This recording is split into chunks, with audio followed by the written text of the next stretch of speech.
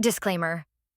This story explores mature emotional themes, including family, sacrifice, and moral dilemmas. It does not contain explicit material, but viewer discretion is advised. I should have known something was wrong the moment Ethan hesitated at the doorway. He was never like this. My stepson was the kind of man who carried himself with quiet confidence, who always knew the right thing to say. Not tonight. His fingers hovered over the doorknob before he finally stepped inside, his jaw tight, his eyes unreadable. "I need a favor." Simple words, but there was something in the way he said them that sent a shiver through me. I set my book down, watching him carefully. "Okay." Ethan took a slow breath, crossing the room, but he didn't sit. His hands found the back of the chair across from me, gripping it like he needed something to anchor himself. "I need you to lie for me." The air between us shifted. I stared at him, the weight of his words settling over me like a stone. "Lie about what?" Ethan's gaze flickered, just for a second, but I saw it. Fear. Not the kind that comes from getting caught doing something reckless. Something deeper. Something dangerous. He swallowed hard. "I can't tell you everything. I just need you to say I was here last night." My stomach twisted. I wanted to say no. I wanted to press him for answers.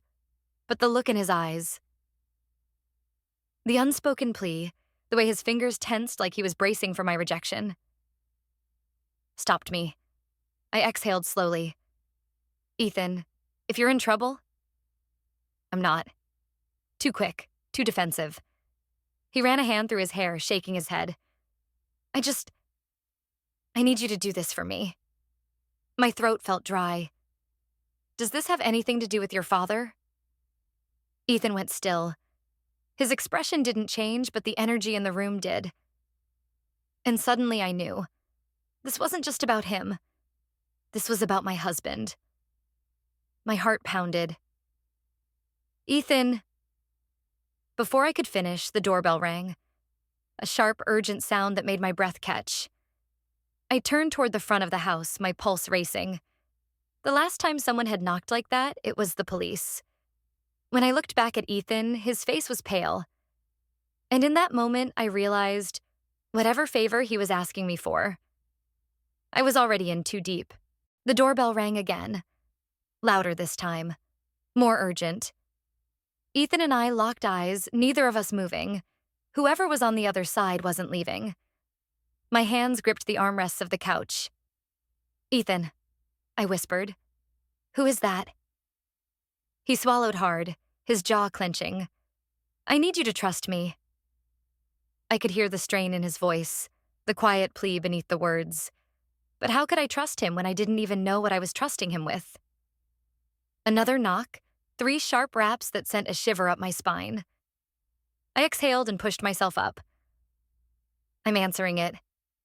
Ethan's hand shot out, fingers wrapping around my wrist. Not tight, but firm enough to stop me. "Wait." His grip was warm, grounding, but the fear in his eyes unsettled me more than the knocking. I'd known Ethan since he was 17, since I married his father. He had always been the kind of boy who carried his emotions in silence.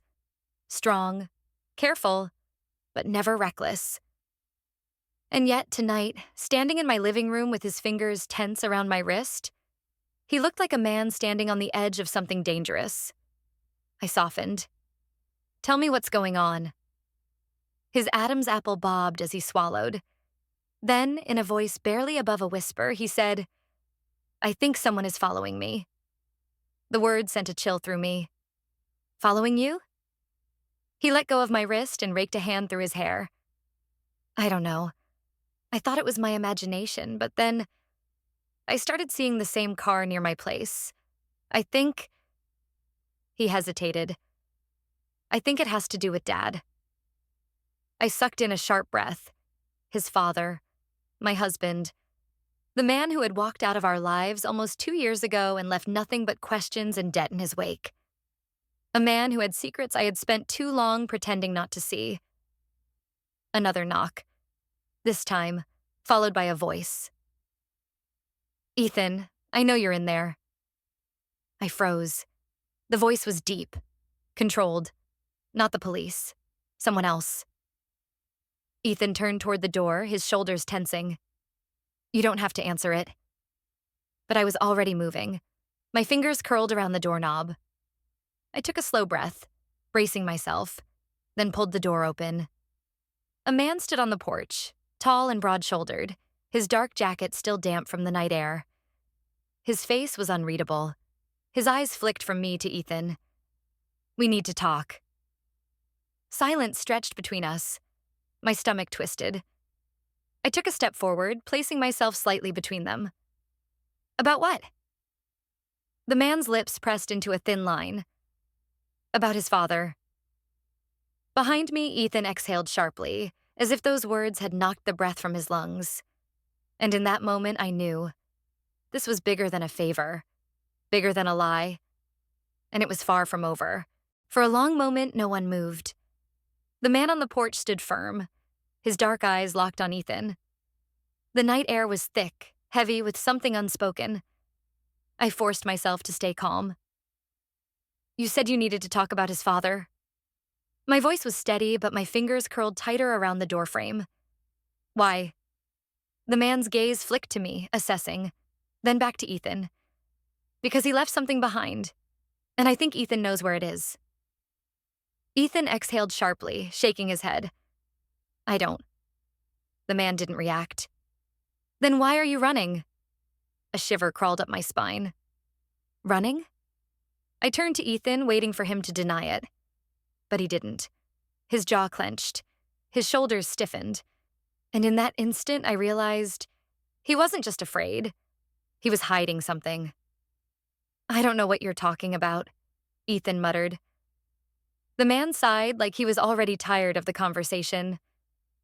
We both know that's not true. He reached into his jacket. Instinctively, I stepped in front of Ethan, my pulse hammering. But instead of a weapon, the man pulled out a folded piece of paper. He held it out. This was left in your father's storage unit, with your name on it. Ethan's breath hitched. Slowly, he reached for the paper, his hands trembling slightly. He unfolded it, his face drained of color. What is it? I asked, but he didn't answer. Instead, he swallowed hard and whispered, I need to go. My stomach twisted. Go where? Ethan turned, already stepping back into the house. I have to find something. The man didn't stop him. He just watched. Then, without another word, he turned and walked away, like he already knew how this would end. And I had a sinking feeling. So did Ethan. Ethan stormed past me, gripping the crumpled paper so tightly his knuckles turned white. Ethan, stop, I called, hurrying after him as he made his way toward the stairs. You need to tell me what's going on. I can't, he muttered, taking the steps 2 at a time. His voice was tight, not just with fear, but with something worse. Desperation. I followed him down the hallway, my pulse racing. Who was that man? What did your father leave behind? Ethan reached his bedroom door and hesitated. His shoulders rose and fell with each shallow breath, his body visibly tense. Then, finally, he turned to me. His expression was haunted, like a man carrying a secret too heavy to hold. I thought it was over, he whispered. A shiver ran through me. What was over? He exhaled sharply, looking away. Dad told me once, before he left, that if anything ever happened to him, I'd know what to do. I thought he was just being dramatic, you know? Talking in riddles like he always did. I nodded slowly, encouraging him to continue. But after he disappeared, I started noticing things. Ethan went on. People watching me. A car outside my apartment that never moved. And then, this. He held up the paper, his fingers shaking. I reached for it, and this time he let me take it. The handwriting was my husband's. Ethan, if you're reading this, they've found you. The key is still where I left it. Don't trust anyone. Not even her. I felt the blood drain from my face. Not even her. Was he talking about me? I looked up at Ethan, my throat dry. What key? He shook his head. I don't know. But I could tell he was lying. Before I could press him, we heard it. A sound outside, a car door slamming, footsteps approaching the house. Ethan and I locked eyes, both frozen. Then, a knock at the door. Not urgent, not rushed, but deliberate. Ethan's breathing turned ragged. He took a step back, whispering, "It's them." I swallowed hard, my mind racing. Who was them? What were they after? And what had my husband dragged Ethan into? But I knew one thing for sure. Whoever was on the other side of that door wasn't leaving without answers. And neither was I. The knock at the door sent a chill down my spine. It wasn't hurried, but it wasn't hesitant either. Whoever was standing outside knew exactly why they were here. Ethan took a step back, his breathing uneven. We can't open it. I hesitated, my instincts screaming at me to agree. But then I noticed something. His hands were shaking, not just from fear, from guilt. I narrowed my eyes. Ethan, what aren't you telling me? The knock came again, louder this time. He flinched but didn't answer. I inhaled sharply, my mind racing. My husband had left a warning in his note. Don't trust anyone. Not even her. I had assumed he meant me, but what if he meant Ethan? Slowly, I unfolded the crumpled note again, my eyes scanning the words. The key is still where I left it. My pulse quickened. Ethan, I whispered. You know where the key is, don't you? He didn't move.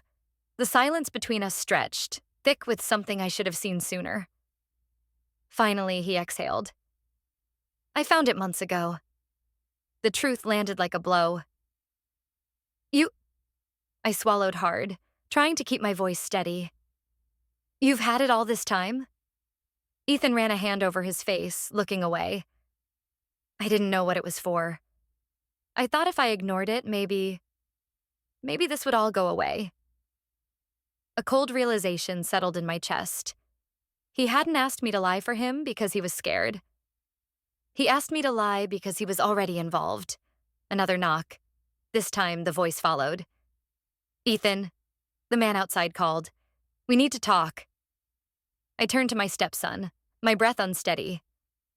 Who are they? His jaw tightened. They're the people Dad owed. The world tilted. The missing money. The unanswered questions. The favor Ethan asked me for. It was never about protecting him. It was about protecting me. And now, it was too late to stop what was coming. The knocking stopped. A silence stretched through the house. Thick, suffocating. Ethan and I stood frozen, staring at each other, the weight of the truth pressing down on us. He had the key. He had it all along. And now, whoever was outside knew it too. I took a slow breath, forcing my voice steady. Ethan, you need to give it to them. He shook his head violently. I can't. My pulse pounded. Why? What is it unlocking? Before he could answer, the doorknob twisted. They weren't knocking anymore. They were coming in. Ethan moved first, grabbing my wrist and yanking me toward the back of the house. We ran. Down the hall, past the stairs, through the kitchen. I could hear the door bursting open behind us, footsteps flooding inside. Ethan grabbed the drawer near the sink, yanking it open. I caught a glimpse of the key. Small, silver, worn from time. He hesitated. Just for a second. And in that moment, I saw it. This wasn't just about the money. It was about what my husband left behind. And Ethan, he was still deciding if I deserved to know. Ethan, please, I whispered. Tell me what's happening. His fingers curled around the key. I don't have time. Before I could argue, a voice cut through the room. Put it down. We turned. The man from the porch stood in the doorway, his expression unreadable. Behind him, 2 others waited. Ethan's grip tightened around the key. If you want it, let my stepmom go. My breath hitched. He was protecting me. The man's lips pressed into a thin line. That's not how this works. Ethan exhaled sharply. Then, before I could stop him, he threw the key. It clattered across the tile floor. A choice had been made. The man didn't move, but one of the others stepped forward, scooping it up. And just like that, it was over. The men left without another word. No threats, no violence. Just silence. I turned to Ethan, my chest rising and falling unevenly. Was it worth it? He let out a shaky breath. I don't know. And somehow, that felt like the truest answer of all. 3 days later, I found a note on my doorstep. The debt is paid, but there's more to this than you know. Be careful who you trust. There was no signature, but I already knew. This wasn't over. 3 days had passed since the key was handed over.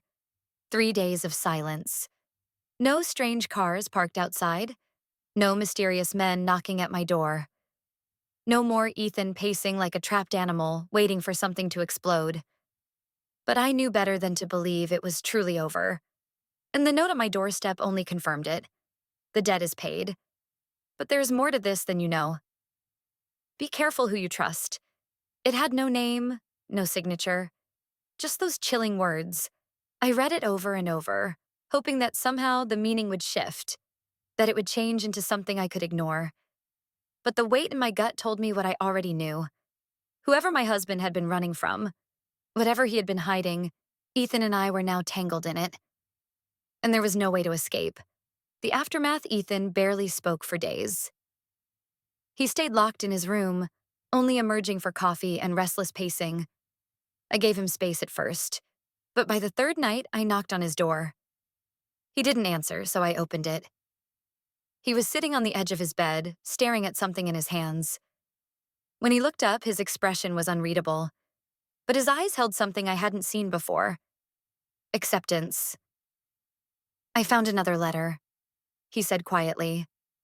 I stepped inside, my chest tightening. From Dad? Ethan nodded and handed it to me. The paper was old, folded so many times it was starting to tear at the edges. My husband's handwriting was messier this time, rushed. Ethan, if they come for you, tell them you don't have it. Don't give it up unless you have no other choice. And whatever happens, protect her. I felt my breath hitch. Protect her. I looked at Ethan, my throat tight. He meant me.